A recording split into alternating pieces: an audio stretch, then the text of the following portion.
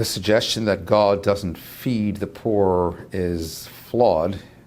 The statement that we make in Grace After Meals is where God sustains all of the world, which includes rich and poor together.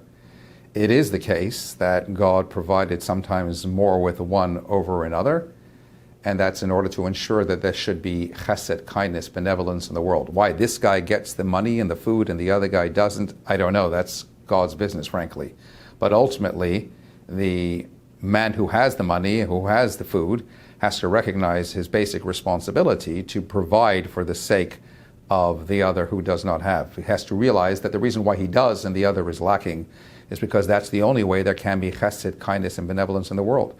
We are intended to partner God in the creation process. This anecdote is told of the Alter Rebbe who was together with two others and reflecting on how they might do things differently in this world. And one said he would ensure there'd be no poverty in the world. The other said he'd ensure there'd be no illness in the world. And Reb Shneir Zalman of Liadi, the Alter Rebbe, paused, reflected, and said he would do things exactly the same as God himself does them right now. And the point being, first of all, obviously, if you think that you would do something different, means you believe God got it wrong. And if he got it wrong, he's imperfect, he can't be God. But more precisely, the fact is that he was acknowledging the reality that there are very deliberate gaps in this world. And those gaps are with very deliberate intent to ensure that we fill those gaps. We partner God in the creation process. So there are people who go lacking. But that's because that's the only way that can actually be chesed, kindness, compassion, benevolence.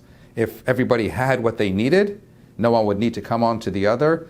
There'd be no kindness. And olam chesed yibana, this world is built on the premise of compassion. And otherwise, then what would be the whole point and purpose to existence? If you like that video, hit the subscribe button and notification bell below for hours of the best Jewish content online.